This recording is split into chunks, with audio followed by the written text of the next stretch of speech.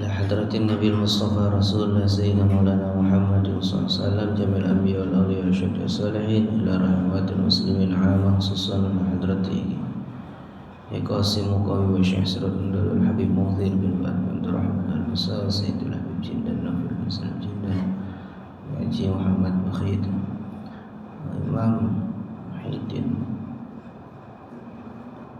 النووي الإمام النووي والإمام العلامة الشيخ محمد بن عبد الله الجرداني وعلى نية الصدق والقبول وحصول الآمال والمأمول بجاه وشفاعة الرسول. الفاتحة. أعوذ بالله من الشيطان الرجيم. بسم الله الرحمن الرحيم.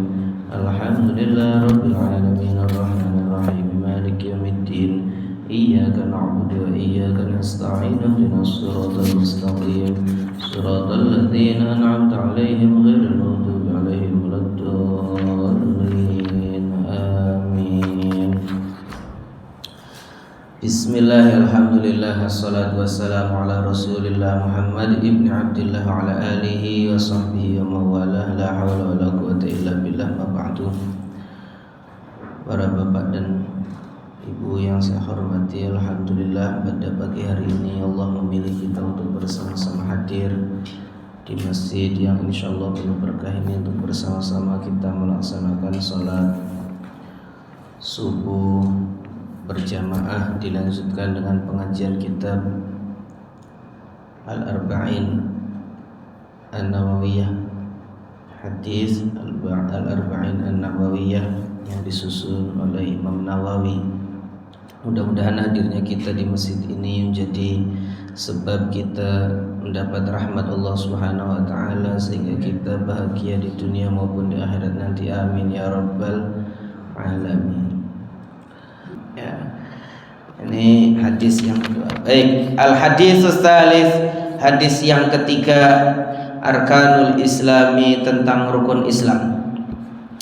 An Abi Abdurrahman Abdullah bin Umar bin Khattab radhiyallahu anhuma qala sami'tu Rasulullah sallallahu alaihi wasallam yaqul buniyal islamu ala khamsin syahadatu an la ilaha illallah wa anna muhammadar rasulullah iqamis shalah wa ita'iz zakah wa hajjil baiti wa shaumi ramadan. Rahul Bukhari wa Muslim.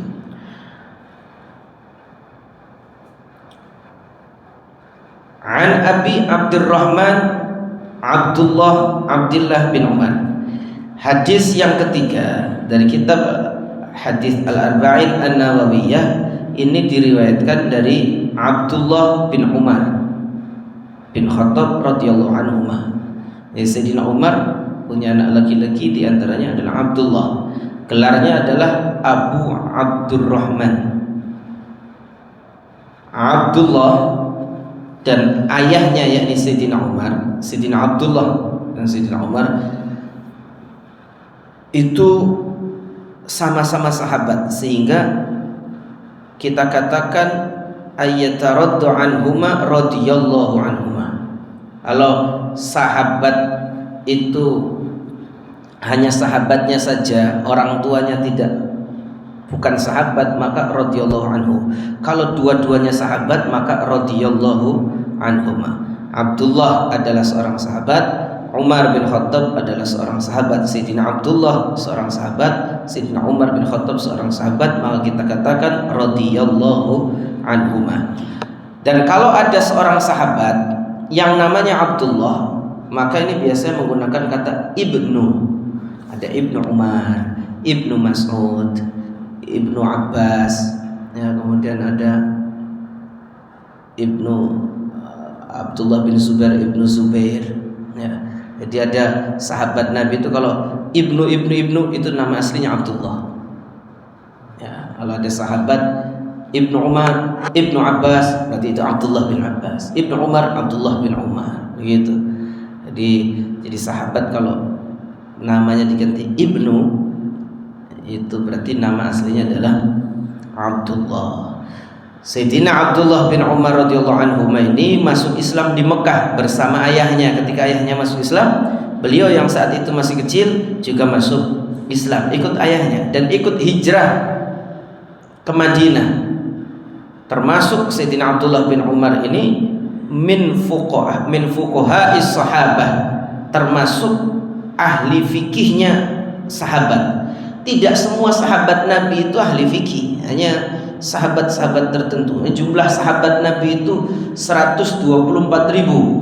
Wakila ada pendapat lain mengatakan jumlah sahabat Nabi 160.000. Dari segitu banyak sahabat Nabi itu tidak semuanya ahli fikih, tidak semuanya alim, hanya sebagiannya saja yang alim. Tapi walaupun tidak semuanya alim, paling rendahnya sahabat itu lebih mulia daripada wali yang paling agung di zaman ini. Kenapa? Karena bertemu dengan Nabi Sallallahu Alaihi Wasallam. Sayyidina Abdullah bin Umar adalah ulama yang sahabat yang ahli fikih, ya, termasuk orang yang paling takwa di antara para sahabat, termasuk orang yang paling zuhud di antara para sahabat. Beliau haji sitina hajjah, 60 kali hajinya Sayyidina Abdullah bin Umar ini, insyaallah 60 kali haji. Dan beliau umrahnya 1000 kali. Hajinya 60 kali, umrahnya 1000 kali. Dan beliau ini termasuk orang yang sangat dermawan sekali. Sayyidina Abdullah bin Umar ini pernah menyedekahkan 1000 kuda di jalan Allah Subhanahu wa taala. Pernah juga beliau memberikan 22.000 dinar, berapa? 22.000 dinar. Satu dinar itu 4,25 gram emas. Kalau 22.000 berarti 88.000 gram dinar emas. Kalau 1 gram itu 1 juta, 88 miliar lebih. Beliau sedekah. Pernah fi majlisin, dalam satu majlis. Bagi kalau orang zaman sekarang viral begini, insyaallah. Itu sahabat itu kalau sedekah luar biasa. Termasuk Sayyidina Abu Bakar itu 4 kali menyedekahkan semua hartanya. Sayyidina Abu Bakar sampai pernah kancing bajunya itu lepas, itu nggak mampu beli kancing baju, pakainya rumput kering itu diikat bajunya. Itu Sayyidina Abu Bakar. Para sahabat itu luar biasa. Nah, termasuk Sayyidina Abdullah bin Umar. Dan ini beliau punya budak perempuan yang beliau cintai. Ketika beliau mendengar ayat la tanalul birra hatta tunfiqu mimma tuhibbun, kamu tidak akan memperoleh kebaikan yang sempurna sebelum engkau menginfakkan sesuatu dari apa yang engkau cintai. Maka beliau memerdekakan budak yang dicintai itu. Masyaallah. Jadi kalau sedekah itu dengan yang dicintai Sayyidina Abdullah bin Umar. Kalau kita kan enggak, sedekah apa saja ya kalau kita sudah enggak senang ya disedekahkan. Padahal sedekah yang paling utama adalah dengan sesuatu yang dicintai. Masyaallah. Tapi setelah dimerdekakan dinikahi, mau itu perempuan mudanya ya iyalah dinikahi oleh Sayyidina Abdullah bin Umar, ya, luar biasa. Sayyidina Abdullah bin Umar seorang sahabat yang mulia,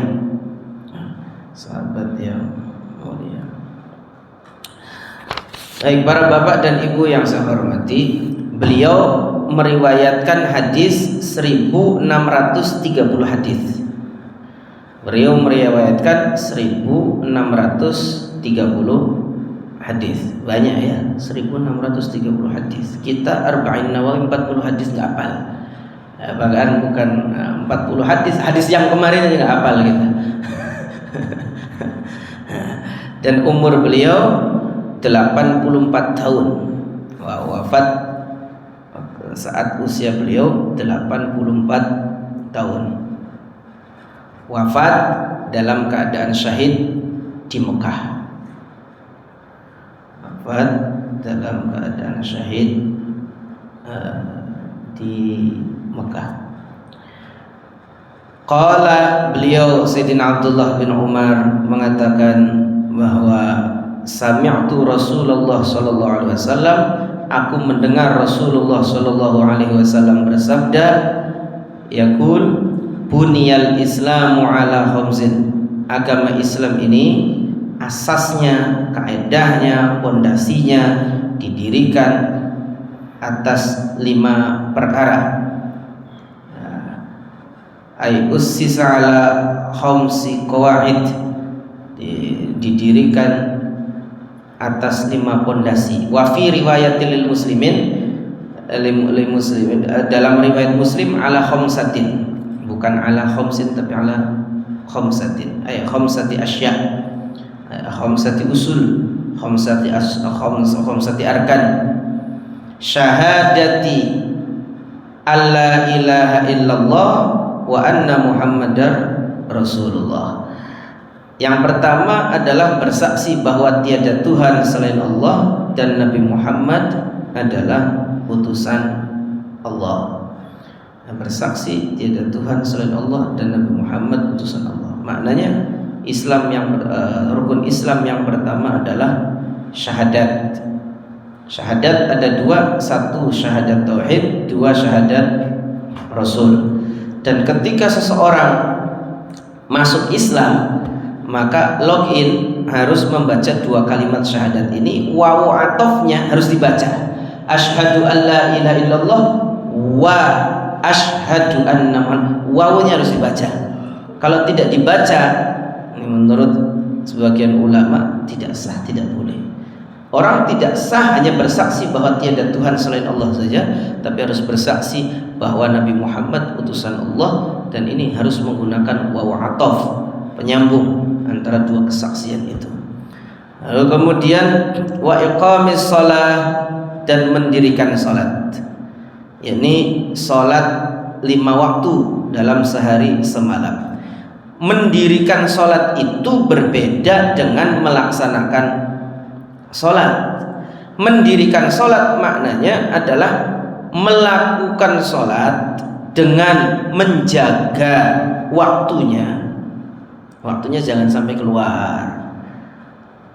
Syarat rukunnya dipenuhi, itu namanya mendirikan salat. Waktunya dijaga, syarat sahnya dipenuhi, rukunnya terpenuhi, namanya mendirikan salat. Waqad warada fil hadis, dikatakan dalam sebuah hadis, man hafadha 'ala shalawatil khams, barang siapa yang menjaga salat 5 waktu, wa 'ala wudu'iha, dijaga wudunya, wa mawaqitiha, dijaga waktu-waktunya, wa ruku'iha, rukuknya, wa sujudiha, dan sujudnya.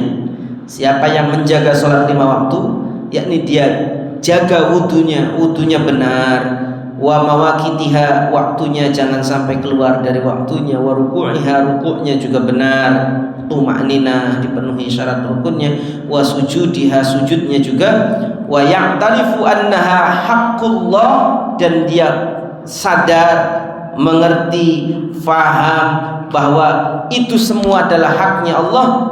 Kana jasaduhu haraman 'alan nar, maka Allah haramkan jasadnya dari api neraka.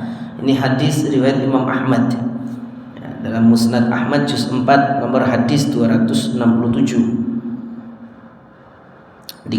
Hadis ini juga diriwayatkan oleh Imam Tabrani, wa rijalu Ahmad wa rijalus sahih. Periwayat yang meriwayatkan hadis dari Imam Ahmad ini adalah orang-orang yang benar, terpercaya.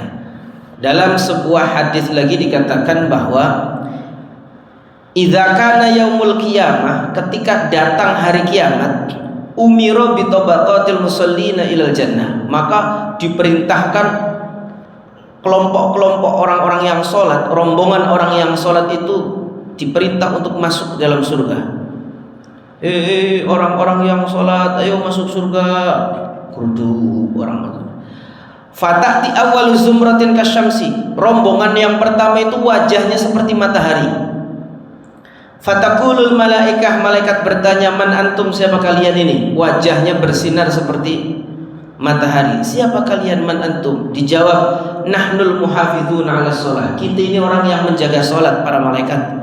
Malaikat bertanya, kaifa kanat muhafazatukum, bagaimana kalian menjaga sholat kalian? Gimana kalian menjaga sholat kalian?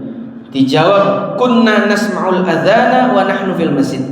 Kita ini dengar adzan, kitanya sudah di masjid. Jadi orang yang ketika dengar adzan posisinya sudah di masjid, itu nanti di akhirat wajahnya seperti matahari. Jadi sebelum adzan dikumandangkan dia sudah wudu, dia sudah di masjid. Ketika adzan dikumandangkan posisinya sudah di masjid. Tsumma ta'ti zumratun ukhra, lalu kemudian datang rombongan yang kedua, kal qamari lailatul badr, seperti bulan purnama. Bulan di malam purnama, bulan purnama.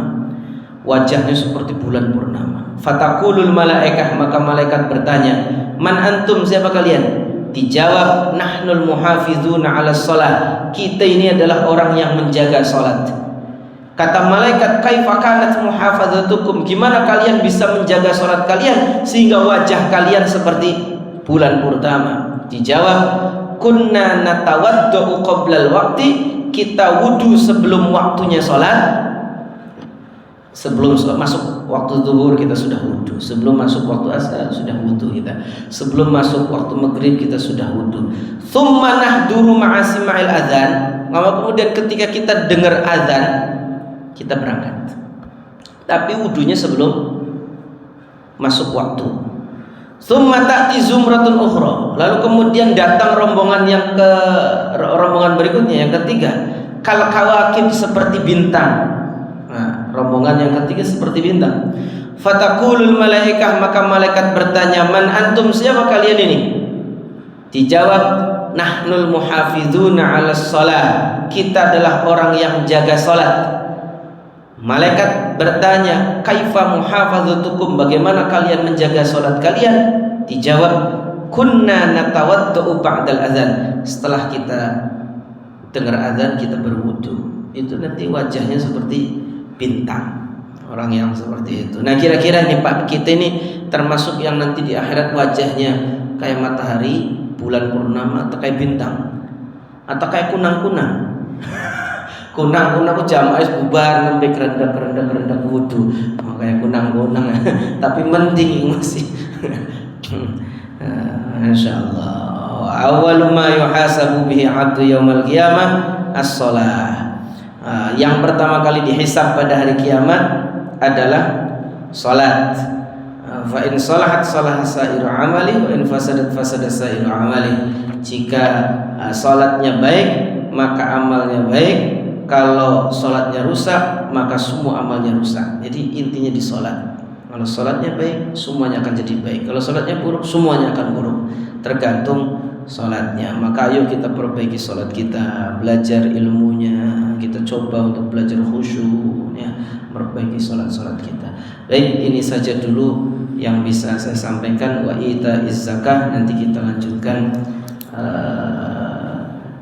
di pertemuan berikutnya. Silakan Pak Bu, barangkali ada hal-hal yang perlu diperjelas di.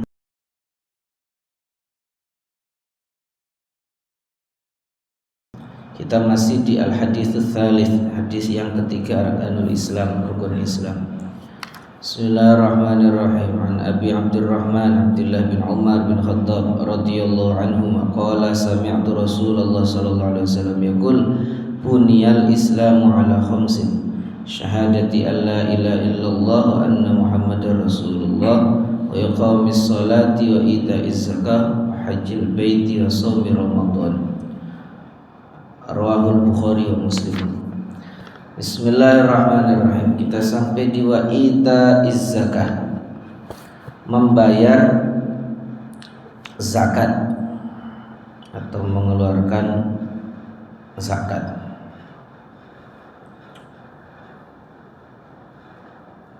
Wa qad warada hassinu amwalakum bizzakati wa dawu mardakum bis-shadaqah.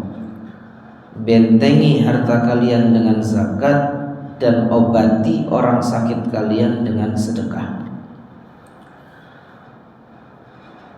Ma du'a malun fi barrin aw bahrin illa min adamiz zakah. Jadi yang membuat harta kita itu bersih, berkembang, barokah adalah dengan zakat. Di Quran, Pak, tidak ada perintah untuk menerima zakat. Yang ada hanya perintah untuk membayar zakat. Nggak ada di Quran terimalah zakat, itu nggak ada. Adanya bayarlah zakat. Ini menunjukkan bahwa Islam tidak anti dengan kekayaan, malah ngongkone sugih. Ya. Ini zakat. Tapi terkait dengan zakat, ada 3 kelompok yang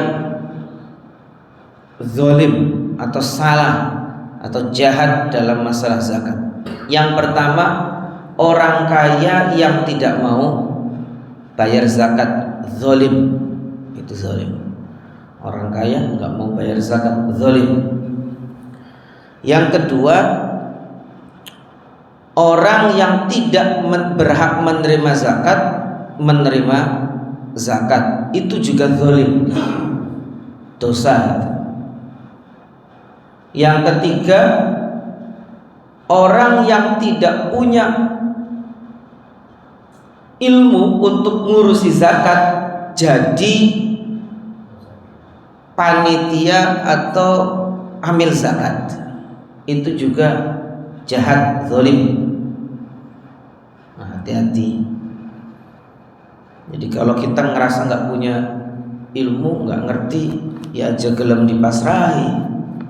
Nah, cuman kadang-kadang pengen gaya-gayaan.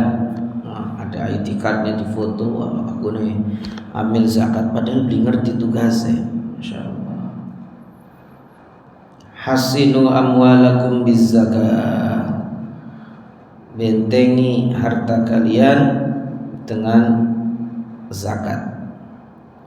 Ma du'a malun fi barrin aw bahrin illa min adamiz zakah. Tidaklah harta baik di darat maupun di lautan menjadi sia-sia kecuali karena nggak mau zakat.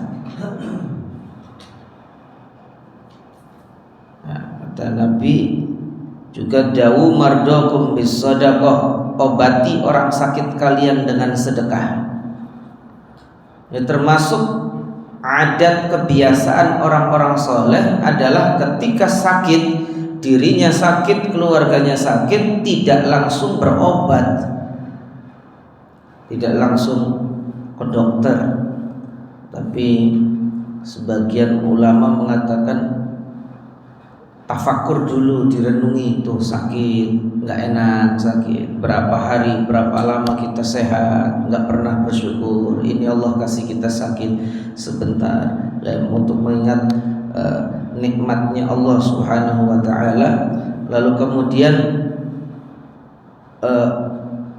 bersedekah dengan niat minta kesembuhan dari Allah Subhanahu wa Ta'ala. Kemudian ulama-ulama kita ngajari sebelum berangkat ke dokter untuk berobat, sholat dulu, sholat hajat 2 rakaat, minta kesembuhan dari Allah Subhanahu wa Ta'ala, lalu kemudian baru ke dokter. Pun sudah seperti itu, sebelum minum obat mereka nyadari, berdoa, ya Rabb, wahai Allah, bukan hakikatnya yang menyembuhkan adalah, ya hakikatnya yang menyembuhkan adalah Engkau, bukan obat ini. Nah, aku mau minum obat ini adalah sebagai perantara, wasilah atau ikhtiarku untuk meminta kesembuhan darimu. Sesungguhnya Engkau mampu menyembuhkanku tanpa melalui perantara. Nah, kalau kita biasa mboten tidak seperti itu. Kita sakit langsung saja ke dokter, lalu kemudian kita ini diminum obatnya, ketika nggak sembuh-sembuh baru menghadap Allah, ya Allah udah minum obat kok nggak sembuh. Nah, kita kan seperti itu. Nabi Musa Pak pernah sakit gigi dalam satu riwayat. Nabi Musa pernah sakit gigi. Lalu kemudian sakit gigi diperintah oleh Allah, ambillah rumput itu lalu kemudian masukkan ke gigimu wahai Musa. Nah, Nabi Musa kemudian mengambil rumput dimasukkan ke gigi, Allah kasih kesembuhan.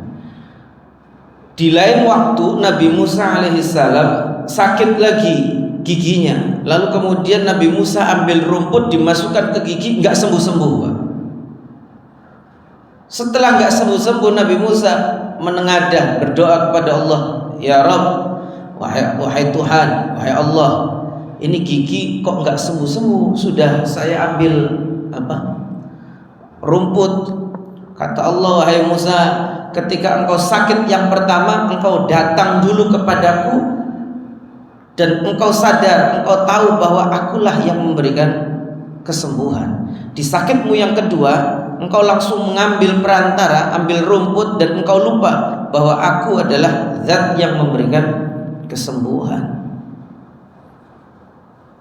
Nah, ini haliyahnya keadaan dari orang-orang saleh, orang-orang yang dekat dengan Allah Subhanahu wa ta'ala. Wa fil hadithi, dan dalam sebuah hadis dikatakan, ma min sahibi dhahabin wala fiddatin la yuaddi haqqaha illa idza kana yaumul qiyamah sufihat lahu safaihum min nar fatukwa biha jabhatuhu wa jambahu wa dhahruhu. Orang yang punya emas, punya perak, punya kekayaan, tidak mau membayar zakat, nanti pada hari kiamat akan dipakaikan baju besi yang dilapisi atau yang terbuat dari api neraka. Dia akan disetrika jidatnya, punggungnya, Masya Allah, lambungnya, perutnya, semua disetrika. Na'udzubillah min dzalik. Maka zakat, hati-hati Pak. Saya punya guru Habib Jindan bin Novel bin Salim bin Jindan itu, beliau mengatakan orang yang tidak mau zakat maka Allah cabut keberkahannya, berkah umurnya, berkah hidupnya, berkah hartanya dicabut semua oleh Allah Subhanahu wa ta'ala. Nah, keluarganya keberkahannya dicabut. Insyaallah, hati-hati. Dan orang yang tidak mau membayar zakat, nanti pada hari kiamat hartanya akan dikalungkan di lehernya, dan ini hartanya akan dirubah dengan dibuat, diciptakan dari api, yang kalungnya itu, kalung hartanya itu yang terbuat dari api, jika diletakkan di dunia akan kebakar. Kalau ditaruh di gunung akan terpotong-potong, akan hancur. Kalau ditaruh di laut akan kering itu. Maka jangan ada di antara kita yang tidak mau membayar zakat. Ya. Dikatakan oleh Al-Imam Syekh Muhammad Sya'rawi Al-Mutawalli Mesir, beliau mengatakan bahwa kalau di negeri muslimin, di negeri umat Islam ada orang kelaparan, berarti ada orang kaya yang tidak mengeluarkan zakatnya. Seandainya orang-orang kaya itu mau mengeluarkan zakatnya, benar dalam tasarrufnya, benar amanat yang ngurusinya, maka tidak akan ada orang-orang yang kelaparan, insyaallah. Wa hajjil bait, dan haji ke Baitullah, tanah suci, itu hukumnya wajib bagi yang mampu fisiknya, mampu finansialnya, aman perjalanannya haji. Haji itu wajib hanya 1 kali. Pun demikian dengan umroh. Dalam mazhab Syafi'i, haji ya wajib, umroh ya wajib. Kalau mazhab lain ada yang mengatakan umroh sunnah. Imam Ahmad mengatakan fardu sama seperti haji. Dan haji itu menghapus dosa kecil dan dosa besar. Haji ini wajib 1 kali. Kalau ada orang punya uang cukup untuk daftar haji, untuk perjalanan pulang pergi daftar dan seterusnya, maka wajib baginya untuk haji. Jangan malah hajinya dibatalkan, udahlah saya si umroh saja. Lah itu belum gugur kewajiban hajinya. Jadi kalau punya uang hanya itu, maka daftar haji. Jangan malah umroh nggak mau haji. Nah, kalau umroh dulu nanti haji nggak apa-apa, nggak masalah. Yang jadi masalah sudah mampu cukup uangnya untuk haji, nggak mau haji, umroh aja. Nah ini yang nggak benar. Waqad farada man hajja hajjatan adda fardahu. Barang siapa yang haji 1 kali maka dia telah menunaikan kewajibannya. Wa man hajja tsaniyah dayana rabbah. Barang siapa yang haji 2 kali maka ia telah membayar hutang kepada Tuhannya. Wa man hajja thalatha hijajin. Barang siapa yang haji 3 kali, haramallahu sya'rahu wa basyarahu 'alan nar. Allah haramkan rambutnya dan kulitnya dari api neraka. Tapi kewajiban haji ini alat tarahi 'inda Syafi'iyah. Dalam mazhab Syafi'i, haji itu tidak wajib segera, artinya boleh nanti dulu, anak-anaknya masih kecil, nanti itu boleh ya. Tapi bagi orang yang awalnya mampu haji, tidak langsung daftar haji, dia jatuh miskin, maka tetap dia punya kewajiban untuk haji. Kalau mati kok punya tinggalan tirkah, sebelum hartanya dibagi waris, maka diambilkan untuk haji badal namanya. Ya, untuk haji badal. Wa qad jaa fi fadlihima akhbarun katsiratun minha qauluhu sallallahu alaihi wasallam,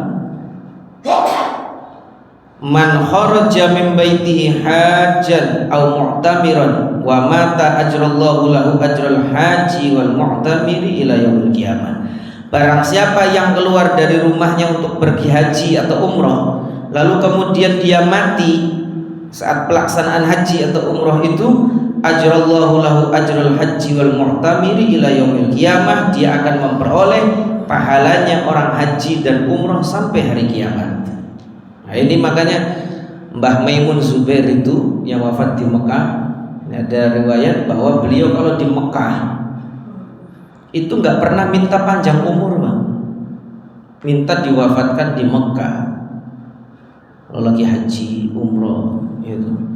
Kenapa?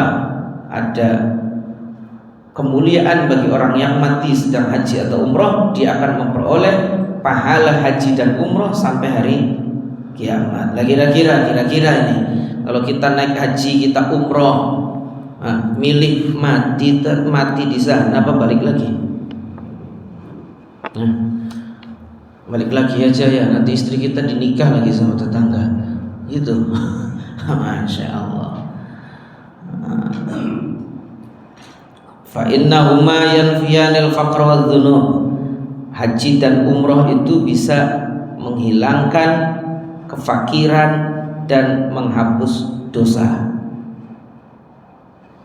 Tazidu fil umri war rizki, bisa menambah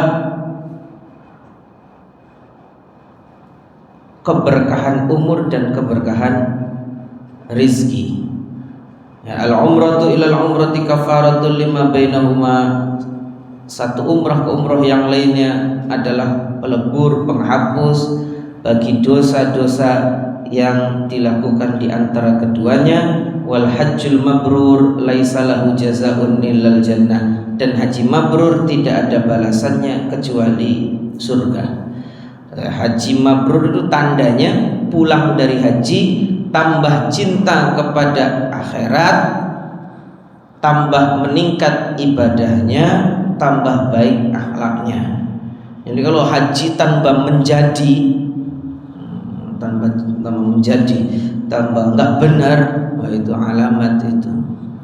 Nah, itu Haji Muhyiddin tukang bubur naik haji. Insyaallah. Kabeh wong diceladungi, ngerti diceladungi, Pak? Ditukari, insyaallah. Jangan. Jadi tandanya haji mabrur itu tambah baik pulang dari haji, ibadahnya semakin meningkat, akhlaknya semakin baik, itu haji mabrur. Dan angel, Pak, ada orang sudah haji nggak dipanggil haji, nggak nengok, wah ini repot. Kalau undangannya nggak ada, hanya nggak mau datang deh. Insya Allah jangan, ya insya Allah. Ini haji, kalau bisa punya harta haji dianjurkan 5 tahun sekali. Nah, kalau bisa punya uang banyak, harta banyak, fisik mampu, dianjurkan 5 tahun sekali untuk haji. Bisa ya haji 5 tahun sekali, pemerintah kita bisa nggak? Bisa, cuma susah. Pakai furoda atau pakai haji plus? Ya, haji plus per 5 tahun ya, 5 atau 7 tahun haji furoda ya, bisa tiap tahun haji furoda, Masya Allah. Haji. Nah, orang yang diberikan kemampuan, kelebihan harta, fisiknya mampu, tidak mau haji, diancam oleh Nabi, silakan mati, insya'a Yahudiyan atau insya'a Nasraniyan, silakan mati dalam keadaan Yahudi atau Nasrani kalau nggak mau haji. Wa shaumi Ramadan, dan puasa di bulan Ramadan. Puasa di bulan Ramadan itu diwajibkan pada tahun kedua Hijriah, dan Nabi Shallallahu Alaihi Wasallam Sama Sallallahu Alaihi Wasallam tis'a Ramadanat. Nabi Muhammad Sallallahu Alaihi Wasallam puasa Ramadan itu 9 kali. Kulluha naqisah illa wahidan. Nabi Muhammad itu dari 9 kali puasa, yang 8 29 hari, yang 1 30 hari puasa.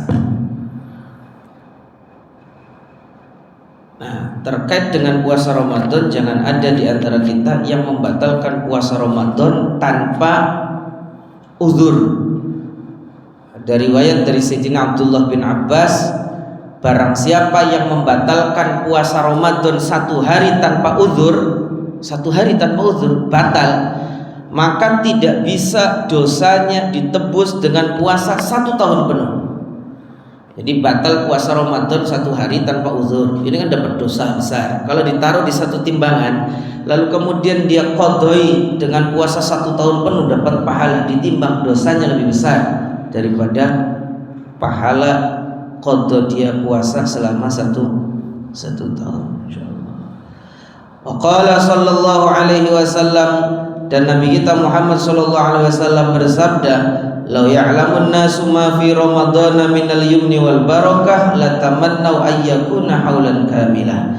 Seandainya manusia ini faham, ngerti tentang anugerah yang Allah curahkan, anugerah dan keberkahan yang Allah curahkan di bulan Ramadan, kalau ngerti, latamannau ayyakuna haulan kamilah, maka pasti manusia itu akan berharap 1 tahun itu semuanya Ramadan. Kalau ngerti apa yang Allah curahkan dari keberkahan dan anugerah di bulan Ramadan, kita akan berharap semuanya 1 tahun itu Ramadan semua. Kalau ngerti, Cuman hanya kita ini nggak ngerti. Bukti ya, wis bulan Ramadan je pengen gagi-gagi berangkat. Karena pengen ngerti kok. Ya. Bahkan menurut ini ada sebuah nukilan dari Imam Ibnu Hajar, berharap Ramadan cepat berlalu, cepat hilang itu minal kabair, termasuk dosa besar. Ramadan ku beli peragat temennya. Ramadan nggak selesai sih. Capek, benci ke ibadah di bulan Ramadan, nggak senang di bulan Ramadan, itu minal kabair, termasuk dosa besar. Insyaallah. Dan termasuk kemuliaan di bulan Ramadan, puasa bulan Ramadan, keutamaannya adalah man shoma ramadhana imanan wa ihtisaban ghufira lahu ma taqaddama min dzambi. Wa fi riwayatin wa ma ta'akhkhar. Barang siapa yang puasa Ramadan karena iman dan berharap pahala dari Allah, maka Allah akan ampuni dosa-dosanya yang telah lalu dan yang akan datang. Al-hadits rawahu Bukhari wa Muslim. Hadis riwayat Bukhari dan Muslim. Ini